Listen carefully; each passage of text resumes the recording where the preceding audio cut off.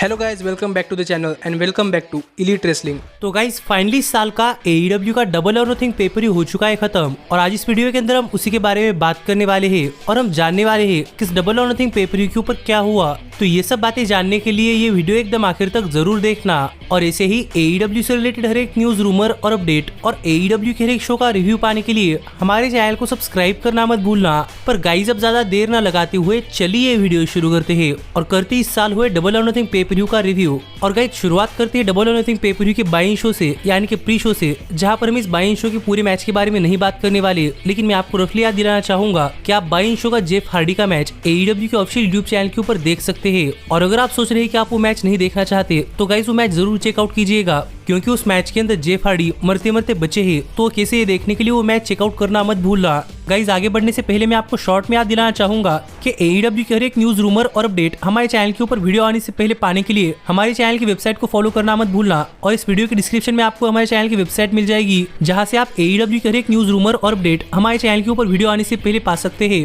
और आप वहां पर AEW के फुल मैचेस भी चेकआउट कर सकते हैं। और प्लीज मुझे वहां पर सपोर्ट करना, क्योंकि फिलहाल के लिए हमारे चैनल का मोनेटाइजेशन ऑफ है और मेरी अर्निंग सिर्फ वेबसाइट्स के थ्रू ही हो रही है। तो अगर आप मुझे वहां पर सपोर्ट करेंगे तो मैं आगे यूट्यूब भी कंटिन्यू कर पाऊंगा। और इंडिया के अंदर AEW की मर्चेंडाइज खरीदने के लिए ऊपर आए हुए कार्ड के ऊपर क्लिक कर ये वीडियो चेकआउट करना मत भूलना। और ये वीडियो थोड़ी पुरानी है, इसीलिए अगर आपको इस वीडियो के अंदर मेरे बात करने का तरीका थोड़ा सा अजीब लगता है तो उसके लिए सॉरी। पर जहां तक बात है official Double or Nothing paper की, तो guys Double or Nothing paper की शुरुआत AEW के 21 man Blackjack Battle Royal match से हुई, जहां पर ऑरेंज कैसिडी इस मैच के अंदर अपनी AEW इंटरनेशनल चैंपियनशिप डिफेंड कर रहे थे। और गाइस ये एक मल्टीपर्सन मैच है, इसलिए इस मैच को रिव्यू करना थोड़ा पर मुश्किल होगा, लेकिन मैं आपको बताना चाहूंगा कि हमें जितना बढ़िया है 21 man Blackjack Battle Royal match देखने को मिला है, शायद हमें आज तक AEW के अंदर इतना बढ़िया मल्टीपर्सन मैच देखने को मिला है। क्योंकि गाइस इस मैच को काफी अच्छी तरीके से प्रोड्यूस किया गया था और इस मैच के अंदर हर एक सुपरस्टार को शाइन करने का मौका मिला है। और इस मैच के अंदर ऐसी ऐसी चीजें हुई है जो कि हमने कभी एक्सपेक्ट नहीं की थी। और डबल और नथिंग पेपर के ओपनिंग मैच के अंदर ही हमें दिस इज ऑसम के चैंट सुनने को मिले थे। तो जरा सोचिए कि ओपनिंग मैच कितना बेहतरीन होगा। लेकिन इस सब के बाद अगर यहाँ पर हम बात करें इस मैच के विनर की,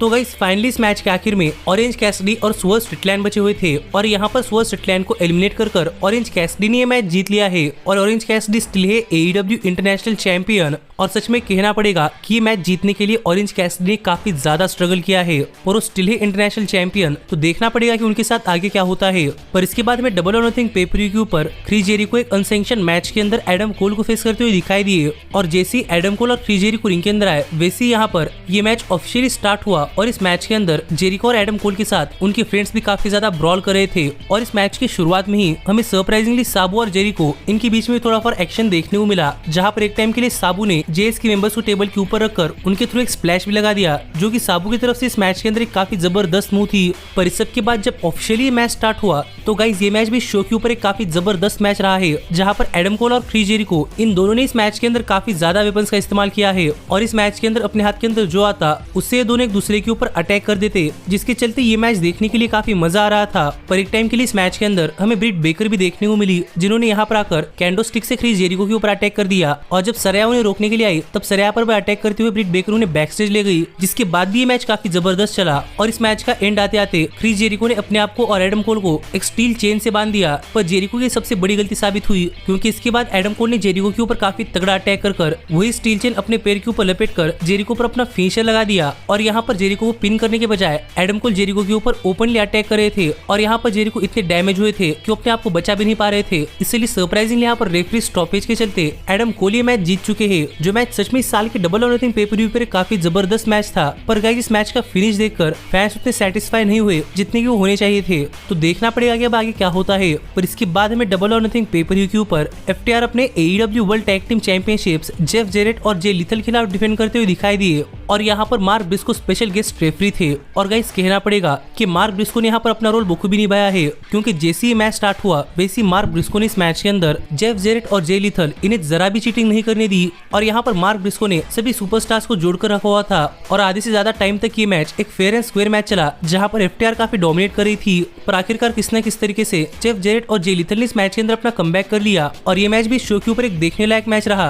और कहना पड़ेगा कि जेफ जेरेट और जे लिथल ने FTR की लेवल मैच की है। लेकिन इस सब के बाद अगर यहाँ पर हम बात करें इस मैच की विनर की, तो गाइज इस मैच का फिनिश एक काफी जबरदस्त फिनिश रहा है, क्योंकि इस मैच के अंदर एक टाइम के लिए संजय दत्त ने इंटरफेयर करना स्टार्ट कर दिया, जो देखकर मार्क ब्रिस्को ने संजय दत्त और सतनाम सिंह दोनों को ही रिंग साइड से इजेक्ट कर दिया। और इस चीज का फायदा उठाकर जेफ जेरेट यहाँ पर एफटीआर के ऊपर अटैक करने के लिए गए, पर एक्सीडेंटली उन्होंने मार्क ब्रिस्को पर अटैक कर दिया। और इस चीज का फायदा उठाकर एफटीआर मैच जीतने के लिए गई, पर यहाँ पर कोई रेफरी नहीं था। और ये देखकर ऑब्री एडवर्ड्स यहाँ पर आ रही थी, पर सरप्राइजिंगली यहाँ पर जेफ जेरेट की वाइफ ने ऑब्री एडवर्ड्स के ऊपर दूसरा गिटार फोड़ दिया, जो कि इस मैच की काफी जबरदस्त मोमेंट थी। और इतने में रिंग के अंदर जेफ जेरेट ने वर्ल्ड टैग टीम टाइटल्स लेकर एफटीआर के ऊपर अटैक कर दिया, और मार्क ब्रिस्को यहाँ पर काउंट कर रहे थे, पर एफटीआर ने किस तरीके से किक आउट कर दिया। और ये देखकर जेफ जेरेट गुस्सा हुए और वो मार्क ब्रिस्को पर ही भड़क रहे थे, और इस चीज का फायदा उठाकर जेफ जेरेट पर अपना फेशियल लगाकर उन्हें पिन कर एफटीआर ने ये मैच जीत लिया है। और एफटीआर स्टिल है AEW world tag team champions, जो मैच सच में इस पेपर के ऊपर एक काफी जबरदस्त मैच रहा है।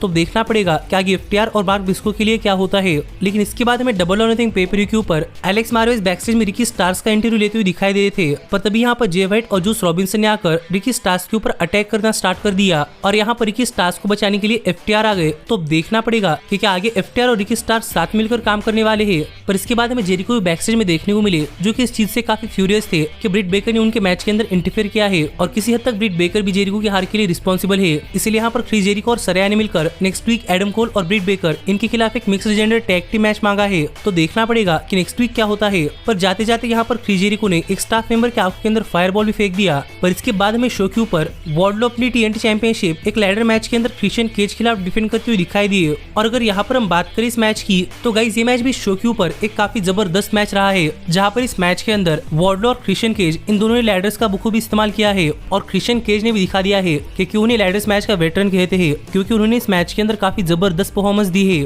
पर वार्डलो ने भी इस मैच के अंदर काफी ज्यादा डोमिनेट किया, और ये मैच काफी बढ़िया मैच चल रहा था, जहाँ पर एक टाइम के लिए इस मैच के अंदर ऐसी मोमेंट आई कि क्रिश्चियन केज लैडर के ऊपर थे, और वार्डलो ने यहाँ पर क्रिश्चियन केज को रोकने के लिए लैडर के ऊपर जंप किया, पर वार्डलो के वेट के चलते वो लैडर टूट गई और क्रिश्चियन केज रिंग के बाहर चले गए। और इतने में लुचासोरस रिंग के अंदर आ गए, और लुचासोरस ने वार्डलो के ऊपर एक चोकस्लिम भी लगा दिया। पर लुचासोरस को रोकने के लिए आन एंडरसन ने आकर लुचासोरस का अंगूठा चबा दिया, जहाँ पर लुचासोरस के अंगूठे से खून भी निकल रहा था। और ये देखकर लुचासोरस गुस्सा हो रहे थे और आन एंडरसन के ऊपर अटैक करने के लिए जा रहे थे, पर वार्डलो ने स्टील चेयर लेकर लुचासोरस के ऊपर अटैक कर दिया, और लुचासोरस को टेबल्स के ऊपर लेटाकर उनके ऊपर लैडर्स के ऊपर से एक काफी खतरनाक स्वांटन बम लगा दिया, जो कि इस मैच की काफी जबरदस्त मोमेंट थी।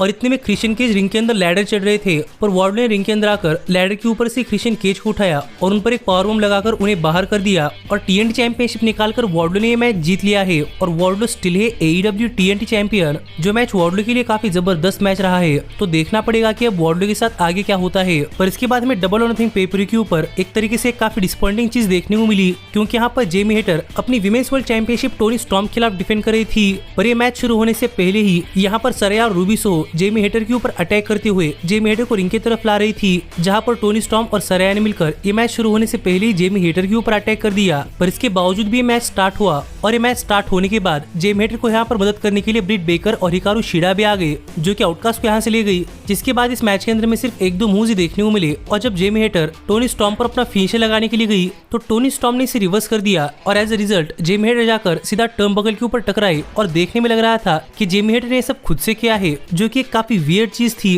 पर इसके बाद जेमी हेटर पर अपना फिनिशर स्टॉर्म जीरो लगाकर उन्हें पिन कर सरप्राइजिंगली यहाँ पर टोनी स्टॉर्म ने ये मैच जीत लिया है, जो रिजल्ट देखकर यहाँ पर सभी फैन शॉक थे, क्योंकि पहले ये मैच काफी डिसअपॉइंटिंग मैच बना, और उसके बाद यहाँ पर सरप्राइजिंगली टोनी स्टॉर्म ही चैंपियनशिप जीत चुकी है। तो देखना पड़ेगा कि सब किस वजह से हुआ है, और अब आगे चलकर हमें क्या देखने को मिलता है। पर सच में ये चीज पेपर के ऊपर डिसअपॉइंट करने वाली चीजों में से एक थी।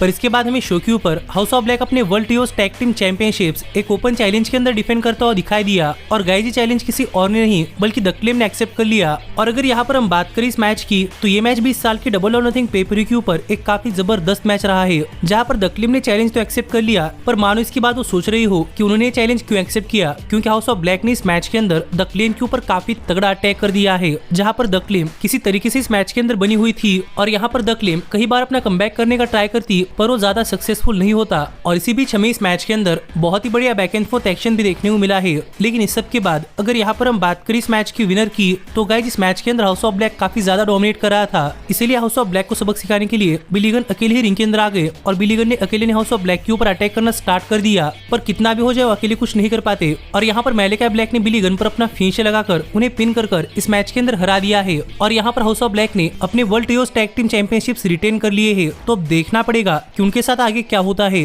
पर इसके बाद हमें शो के ऊपर जेड कारगिल अपनी टीबीएस वुमेन चैंपियनशिप एक 1-on-1 मैच के अंदर टाई वैल्करी खिलाफ डिफेंड करती हुई दिखाई दी।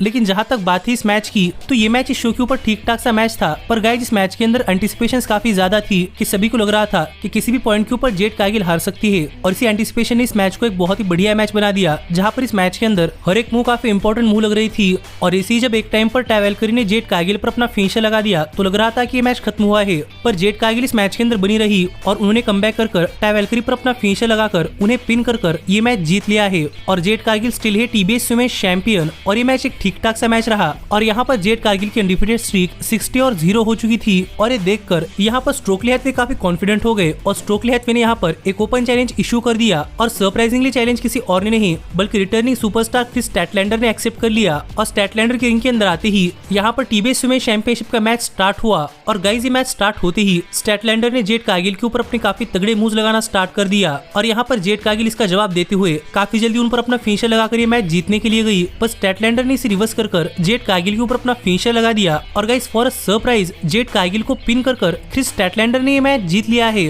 और क्रिस स्टैटलैंडर ने जेड कारगिल की अनडिफिटेड स्ट्रीक ब्रेक कर दी है और बन चुकी है ब्रांड न्यू और second ever TBS women champion. और ऐसा होगा मैंने कभी प्रेडिक्ट भी नहीं किया था। पर अब जेड कारगिल हार चुकी है तो देखना पड़ेगा कि उनके लिए आगे क्या होता है। पर इसके बाद हमें शो के ऊपर एमजेएफ अपनी एईडब्ल्यू वर्ल्ड हेवीवेट चैंपियनशिप एक 4-वे मैच के अंदर सैमी गेवेरा, डार्बी एलन और जंगल बॉय के खिलाफ डिफेंड करते हुए दिखाई दिए। जो मैच मुझे लग रहा था कि मेन इवेंट हो सकता है, पर ये मैच सेमी मेन इवेंट था। लेकिन जहां तक बात थी इस मैच की, तो गाइज ये मैच देखने के बाद मैं गारंटीड कह सकता हूँ कि ये मैच इस साल के डबल और नथिंग पे-पर-व्यू का अब तक का सबसे जबरदस्त मैच था। और ना सिर्फ डबल और नथिंग पे-पर-व्यू का, मैं तो कहूंगा कि ये मैच एईडब्ल्यू की पूरी हिस्ट्री के one of the best matches में से एक था। जहां पर इस मैच की शुरुआत में सभी सुपरस्टार्स ने मिलकर एमजेएफ के ऊपर अटैक करना स्टार्ट कर दिया। पर जैसे थोड़ा टाइम आगे बढ़ा वैसे सभी सुपरस्टार्स एक दूसरे के ऊपर काफी तगड़ा अटैक कर रहे थे। और इसी बीच हमें इस मैच के अंदर काफी जबरदस्त मूव्स देखने को मिले हैं और ऐसे ऐसे सीक्वेंसेस देखने को मिले हैं जो कि हमने कभी एक्सपेक्ट ही नहीं किए थे। और एक टाइम के ऊपर इस मैच के अंदर सभी सुपरस्टार्स ने अपने मेंटॉस के फिनिशर्स भी लगा दिए, जैसे कि डार्बी एलन ने स्टिंग का, सैमी गेवेरा ने जेरिको का, जंगल बॉय ने क्रिश्चियन केज का और एमजेएफ ने कोडी रोड्स का, जो कि इस मैच के अंदर काफी जबरदस्त मोमेंट थी। और ऐसे ही मैच आगे बढ़ा जहां पर फिर एक बार हमें काफी बढ़िया एक्शन देखने को मिला। लेकिन एक टाइम के ऊपर इस मैच के अंदर एमजेएफ ने फिर एक बार सैमी गेवेरा को ये मैच थ्रो करने के लिए पैसे देने की बात कही और सैमी गेवेरा यहाँ पर मान गए। पर ये सिर्फ सैमी गेवेरा की एमजेएफ को पिन करने की चाल थी, जो कि फिर एक बार नाकामयाब रही, जिसके बाद भी हमें जबरदस्त एक्शन देखने को मिला। और गाइस एक 5-स्टार क्लासिक मैच के बाद अगर यहाँ पर हम बात करें इस मैच की विनर की, तो फाइनली इस मैच के आखिर में एमजेएफ रिंग के अंदर वर्ल्ड चैंपियनशिप लेकर जंगल बॉय के ऊपर अटैक करने के लिए गए। पर जंगल बॉय ने एमजेएफ को रोक लिया और इतने में सैमी गेवेरा एमजेएफ को लेकर रिंग के बाहर चले गए और वर्ल्ड चैंपियनशिप जंगल बॉय के हाथ के अंदर रही। और एमजेएफ ने जंगल बॉय को कहा था कि जंगल बॉय मैच जीतने के लिए किसी भी लेवल तक नहीं जा सकते। और ये देखकर यहाँ पर जंगल बॉय उस वर्ल्ड चैंपियनशिप से डार्बी एलन के ऊपर अटैक करने के बारे में सोच रहे थे, पर जंगल बॉय ने ऐसा नहीं किया और ये चीज उन्हीं को भारी पड़ी, क्योंकि यहाँ पर सैमी गेवेरा रिंग के बाहर थे और डार्बी एलन जंगल बॉय के ऊपर अपना फिनिशर लगाने के लिए जा रहे थे। पर इतने में एमजेएफ ने आकर वर्ल्ड चैंपियनशिप जंगल बॉय के ऊपर रख दी, जिससे कि डार्बी की फिनिशर के चलते जंगल बॉय और डार्बी एलन दोनों एक तरीके से नॉकआउट हो गए। सैमी गेवेरा रिंग के बाहर थे और इस चीज का फायदा उठाकर डार्बी एलन के ऊपर एक हेडलॉक टेकओवर लगाकर उन्हें पिन कर एमजेएफ ने मैच जीत लिया है। और एमजेएफ स्टिल है एईडब्ल्यू वर्ल्ड हेवीवेट चैंपियन। जो मैच सच में एक 5-स्टार लेवल का मैच था। और गाइज आप ये पूरा मैच डिस्क्रिप्शन में दिए गए लिंक के ऊपर क्लिक कर हमारे चैनल के वेब एप्लीकेशन के ऊपर जाकर देख सकते हैं। और इस सब के बाद फाइनली यहाँ पर टाइम हो चुका था इस साल के डबल और नथिंग पे-पर-व्यू के मेन इवेंट का, जहाँ पर हमें एनआरकी इन द अरीना मैच के अंदर the elite Blackpool combat club को फेस करती हुई दिखाई दे रही थी। और बीसीसी के एंट्रेंस के दौरान ही द इलीट ने ब्लैकपूल कॉम्बैट क्लब के ऊपर अटैक करना स्टार्ट कर दिया और ऐसे ही मैच शुरू हुआ। और गाइज कहना पड़ेगा कि फिर एक बार ये मैच ब्रुटैलिटी लेवल के अंदर एक काफी खतरनाक मैच रहा है, जहाँ पर इस मैच के अंदर द इलीट और ब्लैकपूल कॉम्बैट क्लब इन दोनों ने एक दूसरे की लगभग जान ही ले ली है। और इस मैच के अंदर एक पॉइंट के ऊपर हैंगमैन पेज ने अपना एपैच भी निकाल कर फेंक दिया, जिससे कि हमें पता चला कि वो यहाँ पर ब्लाइंड नहीं है। जिसके बाद इस मैच के अंदर काफी खतरनाक एक्शन चला है। जॉन मॉक्सली और केनी ओमेगा इन दोनों ने अपनी काफी खतरनाक ब्रुटैलिटी दिखा दी है। हैंगमैन पेज और ब्रायन डेनिसन इन्होंने अपनी टेक्निकल रेसलिंग और हार्ड हिटिंग दिखा दी है। और इस मैच के अंदर हमें काफी ज्यादा खून भी देखने को मिला है और वो ऑब्वियसली जॉन मॉक्सली का ही था। और ये मैच रिंग के अंदर, रिंग के बाहर, फैंस के अंदर, पार्किंग लॉट के अंदर, हर एक जगह के ऊपर जाकर आ चुका है। और इस मैच के अंदर कई टाइम के ऊपर मिसकम्युनिकेशंस भी हुए, यानी कि ओमेगा ने हैंगमैन पेज के ऊपर भी अटैक कर दिया, पर फिर भी वो इस बार साथ मिलकर काम कर पा रहे थे। और इस मैच के अंदर एक मोमेंट ऐसी भी थी जहां पर मैट जैक्सन ने जॉन मॉक्सली के ऊपर एक सुपर किक लगाई और गाइस उससे एक्सप्लोजन हुआ, जो कि सच में काफी खतरनाक स्पॉट था। और इसका बदला लेते हुए मॉक्सली ने मैट जैक्सन का पैर उठाकर उनका पैर थंबटैक्स के अंदर मार दिया, जहां पर मैट जैक्सन के पैरों के अंदर पूरे के पूरे थंबटैक्स फंसे हुए थे। और इस मैच के अंदर भी fight forever, this is awesome और होली शिट्स के चैंट हो रहे थे, जो देखकर आप समझ सकते हैं कि मैच में कितना जबरदस्त मैच होगा। लेकिन इस सब के बाद अगर यहाँ पर हम बात करें इस मैच के विनर की, तो गाइस इस मैच के आखिर में हैंगमैन पेज और केनी ओमेगा व्हीलर यूथा पर अपना टैग टीम फिनिशर लगाने के लिए जा रहे थे, पर मॉक्सली ने ओमेगा को नीचे खींच लिया। पर हैंगमैन पेज व्हीलर यूथा पर अपना फिनिशर लगाने के लिए गए, पर यूथा ने इसे रिवर्स कर दिया और डॉन कैलस ने व्हीलर यूथा को स्क्रू ड्राइवर दे दिया और यूथा ने उस स्क्रू ड्राइवर से हैंगमैन पेज पर अटैक कर दिया। पर इतने में ओमेगा रिंग के अंदर आ गए और ओमेगा व्हीलर यूथा के ऊपर अटैक कर रहे थे, पर इतने में डॉन कैलस रिंग के अंदर आ गए और ओमेगा ने सेंस कर लिया और ओमेगा डॉन कैलस के ऊपर अटैक करने के लिए जा ही रहे थे। कितने में कि सुपरस्टार ने यहाँ पर आकर ओमेगा के ऊपर अटैक कर दिया और जब उसने अपना मास्क निकाला तो हमें पता चला कि वो कोई और नहीं बल्कि कनुस्के तकेत्सा है। और तकेत्सा ने यहाँ पर व्हीलर यूथा को ओमेगा के ऊपर स्क्रू ड्राइवर से अटैक करने के लिए मदद की और इसके बाद ओमेगा को पिन कर व्हीलर यूथा ने अपने टीम के लिए यानी कि ब्लैकपूल कॉम्बैट क्लब के लिए मैच जीत लिया है, जो रिजल्ट तो मैंने कभी एक्सपेक्ट ही नहीं किया था। पर ये मैच खत्म होने के बाद डॉन कैलस ने यहाँ पर ओमेगा को चोक भी किया, जिसके बाद ब्लैकपूल कॉम्बैट क्लब की विक्ट्री के साथ इस साल का डबल और नथिंग पे पर व्यू खत्म हुआ, जहाँ पर ये पे पर व्यू खत्म होते होते लग रहा था कि हमें यहाँ पर कोई सरप्राइज रिव्यू देखने को मिल सकता है। पर गाइस यहाँ पर ऐसा कुछ नहीं था, पर फिर भी मुझे ये पे पर व्यू काफी पसंद आया है और आप भी मुझे कमेंट कर बताइए कि आपका इस पे पर व्यू के ऊपर क्या कहना है। और ऐसे ही AEW से रिलेटेड हर एक न्यूज, रूमर और अपडेट और AEW के हर एक शो का रिव्यू पाने के लिए हमारे चैनल को सब्सक्राइब करना मत भूलना। और अब मैं मिलता हूँ आपसे अगली वीडियो के अंदर, पर तब तक stay healthy, stay happy and keep watching elite wrestling. Hey, did you like that video? Click the screen for more. And where do you think you're going? Check out our official merchandise page and to support the entire cast. And thanks so much for being the elite. The elite, the elite. What, Nick, you're not going to sing it all with me this time?